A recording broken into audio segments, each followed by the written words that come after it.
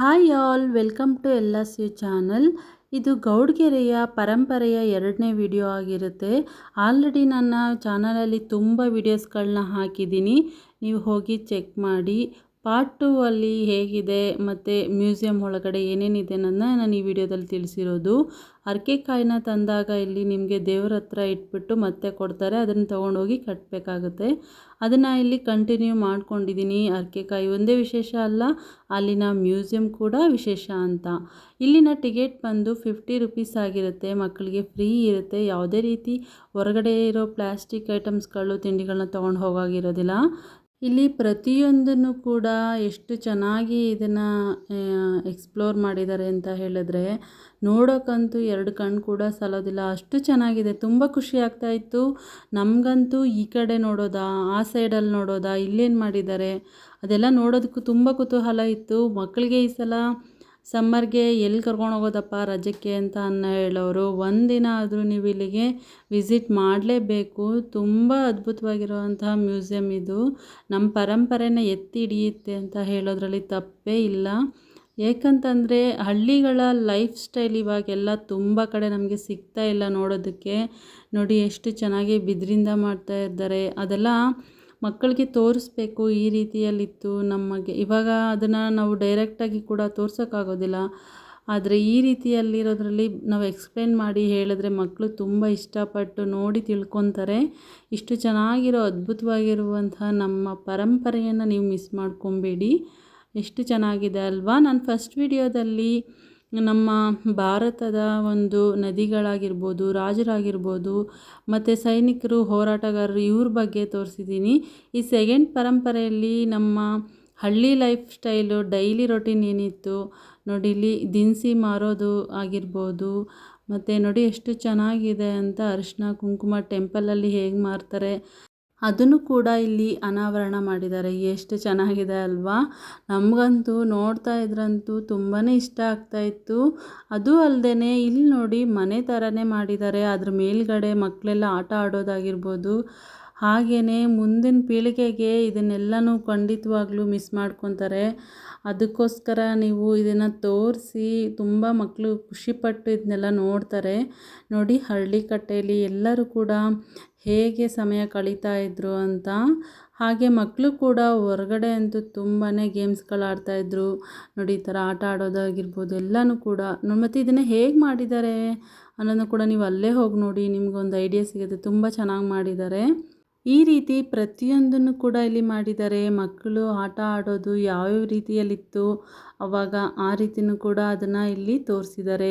ಮತ್ತು ನಮ್ಮ ರೈತರು ಕೂಡ ಯೂಸ್ ಮಾಡ್ತಿದ್ದ ನೇಗಿಲನ್ನು ಕೂಡ ಇಲ್ಲೇ ಹಾಕಿದ್ದಾರೆ ನೋಡಿ. ಈ ರೀತಿಯಲ್ಲಿ ಗುಹೆ ಥರ ಮಾಡಿದ್ದಾರೆ. ಬಟ್ ಹೋಗ್ತಾ ಇದ್ದರೆ ಮುಗಿಯೋದೇ ಇಲ್ಲ, ಅಷ್ಟೊಂದಿದೆ ಇಲ್ಲಿ ತಿಳ್ಕೊಳ್ಳೋ ಅಂಥದ್ದು. ಮತ್ತು ಹೋರಾಟಗಾರರದ್ದು ಮಂಗಲ್ ಪಾಂಡೆ ಆಗಿರ್ಬೋದು, ಅವ್ರನ್ನೂ ಕೂಡ ಇಲ್ಲಿ ನೀಟಾಗಿ ನೋಡಿ ನೋಡ್ಬೋದು. ಮಕ್ಕಳುಗಳಿಗೆ ಇಲ್ಲಿ ತಿಳ್ಕೊಳ್ಳೋಕ್ಕಂತೂ ತುಂಬಾ ವಿಷಯ ಇದೆ. ಡೈಲಿ ಈಗ ನಮ್ಮ ರೊಟೀನಲ್ಲಿ ಹೇಗಿರುತ್ತೆ ಅನ್ನೋದನ್ನ ಇಲ್ಲಿ ತುಂಬ ವಿವರವಾಗಿ ತಿಳಿಸ್ಕೊಟ್ಟಿದ್ದಾರೆ ನೋಡಿ. ಅಶೋಕ ಚಕ್ರವರ್ತಿ ಮತ್ತು ಆರ್ಯಭಟ ಅವರು ಹೇಗಿದ್ದರು, ಮತ್ತು ಮಂಗಳೂರು ಸಮಾಚಾರ ಪತ್ರಿಕೆ ಹೇಗೆ ಶುರು ಆಯಿತು ಅದ್ರ ಬಗ್ಗೆ ಡೀಟೇಲಾಗಿ ಕೊಟ್ಟಿದ್ದಾರೆ. ಖಂಡಿತವಾಗ್ಲೂ ಇದನ್ನು ನೀವು ಮಕ್ಕಳಿಗೆಲ್ಲ ತಿಳಿಸ್ಬೇಕು, ನಾವು ಕೂಡ ತಿಳ್ಕೊಬೇಕು. ನಮಗೂ ತುಂಬ ವಿಚಾರಗಳು ಗೊತ್ತಿರೋದಿಲ್ಲ ಅಲ್ವಾ. ಅದರಿಂದ ಇಲ್ಲಿ ನೋಡಿ ಶಿಲ್ಪಿ ಕೆತ್ತನೆ ಮಾಡೋದಾಗಿರ್ಬೋದು, ಡೈಲಿ ರೊಟೀನ್ ಮಕ್ಕಳು ಹೇಗೆ ಇರ್ತಿದ್ರು ಆ ಥರ ಎಷ್ಟು ಚೆನ್ನಾಗಿ ಮಾಡಿದ್ದಾರೆ. ಮಿಠಾಯಿ ಅಂಗಡಿ ಅಂತೂ ನೋಡಿ ಎಷ್ಟು ಚೆನ್ನಾಗಿದೆ ಅಲ್ವಾ. ನಮಗಂತೂ ತುಂಬ ಖುಷಿ ಆಗ್ತಾಯಿತ್ತು ಇದನ್ನು ನೋಡೋದಕ್ಕೆ. ಮತ್ತು ಡ್ಯಾನ್ಸ್ ಕಲಿಯೋದು ಮತ್ತು ಸಂಗೀತ ಶಾಲೆ ಆಗಿರ್ಬೋದು, ಅದನ್ನು ಕೂಡ ಎಷ್ಟು ವಿವರವಾಗಿ ತೋರಿಸಿದ್ದಾರೆ ಅಲ್ವಾ. ನೋಡಿ ಹತ್ತಿಯಿಂದ ಹೇಗೆ ಬೆಡ್ನ ಮಾಡ್ತಾಯಿದ್ರು, ಹಾಸಿಗೆನ. ಹಾಗೆ ಆಯುರ್ವೇದಿಕ್ಕಲ್ಲಿ ಈ ರೀತಿಯಲ್ಲಿ ಇರ್ತಾಯಿತ್ತು ಟ್ರೀಟ್ಮೆಂಟ್ ಅನ್ನೋದನ್ನ ಫಸ್ಟ್ ಟೈಮ್ ಹೇಗಿತ್ತು ಅನ್ನೋದು ತೋರಿಸಿದ್ದಾರೆ. ಹಾಗೆಯೇ ನೋಡಿ ಇಲ್ಲಿ ಎಷ್ಟು ಚೆನ್ನಾಗಿ ಮಾಡಿದ್ದಾರೆ. ಮೇಲ್ಗಡೆ ಹೆಂಚೆಲ್ಲ ಹಾಕಿ ಮನೇನ ಕ್ರಿಯೇಟ್ ಮಾಡಿದ್ದಾರೆ. ಅದಂತೂ ತುಂಬ ಚೆನ್ನಾಗಿತ್ತು. ಮತ್ತು ಬಳೆ ಮಾರೋರು ಅವರು ಮನೆ ಹತ್ರ ಬಂದು ಬಳೆಗಳನ್ನ ಮಾರ್ತಾಯಿದ್ದಿದ್ದು, ಮತ್ತು ಪಗಡೆ ಆಡೋದು, ಅದೆಲ್ಲ ಒಂಥರ ಮೆಮೊರೀಸ್. ಆ್ಯಕ್ಚುಲಿ ತುಂಬ ದೊಡ್ಡವ್ರಿಗೆ ಇದನ್ನು ನೋಡಿದ್ರೆ ತುಂಬ ಫೀಲ್ ಮಾಡ್ಕೊತಾರೆ. ಎಷ್ಟು ಚೆನ್ನಾಗಿತ್ತಲ್ವ. ಮೊಬೈಲು ಟಿ ವಿಯಿಂದ ಎಲ್ಲ ಮಕ್ಕಳೆಲ್ಲ ದೂರ ಇರ್ತಾಯಿದ್ರು. ಹೆಚ್ಚು ಹೊರಗಡೆ ಆಟ ಆಡೋದಾಗಿರ್ಬೋದು, ಅಪ್ಪ ಅಮ್ಮಂಗೆ ಹೆಲ್ಪ್ ಮಾಡೋದು, ಈ ರೀತಿಯಲ್ಲೇ ಕಳೀತಾ ಇದ್ರು. ಇದನ್ನು ನೋಡೋದ್ರಿಂದ ಮಕ್ಕಳು ತುಂಬಾ ತಿಳ್ಕೊತಾರೆ. ಖಂಡಿತವಾಗ್ಲೂ ನೀವು ಕೂಡ ಮಿಸ್ ಮಾಡಿದೆ ಈ ಪ್ಲೇಸ್ಗೆ ಒಂದ್ಸಲ ವಿಸಿಟ್ ಮಾಡಿ. ನೋಡಿ ಇದರಲ್ಲಿ ನೋಡಿ ಎಷ್ಟು ಚೆನ್ನಾಗಿದೆ ಅಂತ. ಗೋಲ್ಡನ್ನ ಹೇಗೆ ಮಾಡ್ತಾಯಿದ್ರು, ಚಿನ್ನನ ಕರಗಿಸಿ ಅಲ್ಲೇ ಚಿನ್ನ ಮಾಡೋದಾಗಿರ್ಬೋದು, ಪಾತ್ರೆಗಳನ್ನ ಮಾರೋದನ್ನು ಕೂಡ ಮಾಡಿದ್ದಾರೆ. ಮತ್ತು ಅಲ್ಲಿ ಮಾಡಿರೋ ಪ್ರತಿಯೊಂದು ಗೊಂಬೆಗಳಿಗೂ ಕೂಡ ಎಷ್ಟು ಚೆನ್ನಾಗಿ ಅಲಂಕಾರ ಮಾಡಿದ್ದಾರೆ ಗೊತ್ತಾ. ನಮಗಂತೂ ಅದನ್ನು ನೋಡೋಕ್ಕೆ ಖುಷಿ ಆಗ್ತಾಯಿತ್ತು. ತುಂಬ ಡಿಟೇಲಿಂಗ್ ಆಗಿತ್ತು. ನೋಡಿ ಎಷ್ಟು ಚೆನ್ನಾಗಿದೆ. ಕುರಿ ಕಾಯೋದನ್ನು ಕೂಡ ಮಾಡಿದ್ದಾರೆ ಎಷ್ಟು ಚೆನ್ನಾಗಿ ಅಲ್ವಾ. ನೋಡ್ತಾ ಇದ್ದರೆ ಅದು ನಿಮಗೆ ಆ್ಯಕ್ಚುಲಿ ಅಲ್ಲಿ ಡೈರೆಕ್ಟಾಗಿ ಹೋಗಿ ನೋಡಿದ್ರಾಗಲೇ ನಿಮಗೆ ಅದ್ರ ಫೀಲ್ ಗೊತ್ತಾಗೋದು. ಯಾರೆಲ್ಲ ಈ ಪ್ಲೇಸ್ನ ನೋಡಿದ್ದೀರಾ, ನಿಮಗೆ ಹೇಗೆ ಅನ್ನಿಸ್ತು ಅನ್ನೋದನ್ನ ನನಗೆ ಕಮೆಂಟ್ ಹಾಕೋದನ್ನ ಮರಿಬೇಡಿ. ಖಂಡಿತವಾಗ್ಲೂ ಈ ವಿಡಿಯೋ ನಿಮಗೆ ಇಷ್ಟ ಆಗುತ್ತೆ ಅಂತ ತಿಳ್ಕೊತೀನಿ. ತುಂಬ ಇಷ್ಟ ಆಗ್ತಿತ್ತು ನನಗೆ ಇದನ್ನು ನೋಡ್ತಾ ಇದ್ದರೆ. ಅದಕ್ಕೆ ಈ ವಿಡಿಯೋನ ಖಂಡಿತವಾಗ್ಲೂ ಎಲ್ಲರೂ ನೋಡಬೇಕು ಅಂತ ಈ ವಿಡಿಯೋನ ನಾನು ಮಾಡಿದ್ದೀನಿ.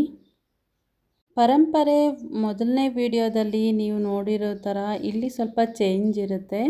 ಸೊ ನದಿಗಳು, ಸಪ್ತ ನದಿಗಳಾಗಿರ್ಬೋದು, ಹಾಗೆಯೇ ಹೇಗೆ ಅದು ಹರ್ಕೊಂಡೋಗಿ ಎಲ್ಲಿ ತಲುಪ್ತಾ ಇತ್ತು ಅದ್ರ ಬಗ್ಗೆನೂ ಕೂಡ ಡಿಟೇಲಾಗಿ ಕೊಟ್ಟಿದ್ದಾರೆ. ಸರಸ್ವತಿ, ಗಂಗಾ, ತುಂಗಾ, ನೇತ್ರಾವತಿ ನದಿ ಆಗಿರ್ಬೋದು, ಕಾವೇರಿ ಆಗಿರ್ಬೋದು, ಆಮೇಲೆ ನಮ್ಮ ಮಹಾರಾಜರುಗಳನ್ನ ಕೂಡ ಇಲ್ಲಿ ಅವರು ಆಳ್ವಿಕೆ ಮಾಡಿದಂತಹ ವರ್ಷನೂ ಕೂಡ ಇಲ್ಲಿ ಮೆನ್ಷನ್ ಮಾಡಿದ್ದಾರೆ. ನೋಡಿ ಎಷ್ಟು ಚೆನ್ನಾಗಿದೆ ಅಲ್ವಾ. ಈ ಸಲ ನೀವು ರಜಕ್ಕೆ ಎಲ್ಲೋಗಬೇಕು, ಹೇಗೆ ಟೈಮ್ ಪಾಸ್ ಮಾಡಬೇಕು ಅಂತ ಅಂದ್ಕೊತಾ ಇರ್ತೀರ. ಒನ್ ಡೇ ಆದರೂ ನೀವು ಫ್ರೀ ಮಾಡಿಕೊಂಡು ಒಂದು ದಿನ ಇಲ್ಲಿಗೆ ಭೇಟಿ ಮಾಡಲೇಬೇಕು. ಅಷ್ಟು ಅದ್ಭುತವಾಗಿರೋಂಥ ಮ್ಯೂಸಿಯಮ್ಮು ತುಂಬಾ ಚೆನ್ನಾಗಿದೆ. ತುಂಬ ಜನಕ್ಕೆ ಇದು ರೀಚ್ ಆಗಬೇಕು. ಖಂಡಿತವಾಗ್ಲೂ ಇದನ್ನು ಎಲ್ಲರಿಗೂ ನೀವು ಶೇರ್ ಮಾಡಿ ತಿಳಿಸಿ, ಎಲ್ಲರಿಗೂ ಕೂಡ ಇದು ತಲುಪಲಿ. ಇದನ್ನು ಮಾಡಬೇಕು ಅಂತ ಆಲೋಚನೆ ಮಾಡಿರೋಂತಹ ಗುರೂಜಿಗೂ ಕೂಡ ಒಂದು ಸಲ್ಯೂಟ್ ಹೇಳಲೇಬೇಕು ಅಲ್ವಾ. ಎಷ್ಟು ಚೆನ್ನಾಗಿದೆ ನೋಡಿ. 12 ಜ್ಯೋತಿರ್ಲಿಂಗಗಳನ್ನು ಕೂಡ ಇಲ್ಲಿ ಮಾಡಿದ್ದಾರೆ. ಅದು ಜ್ಯೋತಿರ್ಲಿಂಗಗಳು ಹೇಗಿದೆ ಮತ್ತು ಎಲ್ಲಿದೆ, ಅದರ ಗೋಪುರಗಳನ್ನು ಕೂಡ ಇಲ್ಲಿ ನಮಗೆ ತೋರಿಸಿದ್ದಾರೆ. ತುಂಬ ಚೆನ್ನಾಗಿದೆ. ಅದನ್ನು ಕೂಡ ತುಂಬ ಜನಕ್ಕೆ ಜ್ಯೋತಿರ್ಲಿಂಗಗಳನ್ನ ನೋಡೋಕ್ಕಾಗೋದಿಲ್ಲ ಅನ್ನೋರು ಇಲ್ಲಿ ಒಂದೇ ಕಡೆ ನೀವು ನೋಡ್ಬೋದು. ಅದನ್ನು ಕೂಡ ಇಲ್ಲಿ ಡಿಟೇಲಿಂಗಾಗಿ ಕೊಟ್ಟಿದ್ದಾರೆ.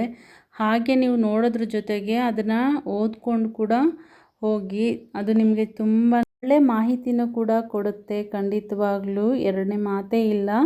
ಹಾಗೆ ಗೌಡ್ಗೆರೆಯಲ್ಲಿ ತೆಂಗಿನಕಾಯಿ ಕಟ್ಟೋದು ಎಷ್ಟು ಫೇಮಸ್ಸು ಅಂತ ತಿಳ್ಕೊಂಡಿದ್ದೀರಾ ಅಲ್ವಾ.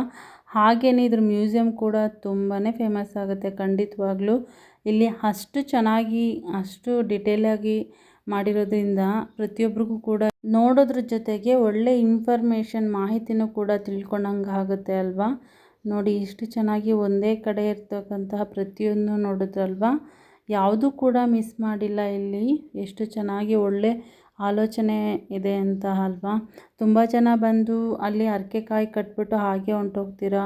ಖಂಡಿತವಾಗ್ಲೂ ಆ ಥರ ಮಾಡೋಕ್ಕೆ ಹೋಗ್ಬೇಡಿ. ಹಾಗೆಯೇ ಈ ಮ್ಯೂಸಿಯಮ್ನ ಒಂದು ಸಲನಾದರೂ ವಿಸಿಟ್ ಮಾಡಿ, ಇದನ್ನು ನೋಡಿ ಅದ್ರ ಬಗ್ಗೆ ತಿಳ್ಕೊಳ್ಳಿ. ಇನ್ನೊಬ್ರಿಗೂ ಕೂಡ ತಿಳಿಸಿ, ಅವರು ಕೂಡ ಬಂದು ವಿಸಿಟ್ ಮಾಡಲಿ.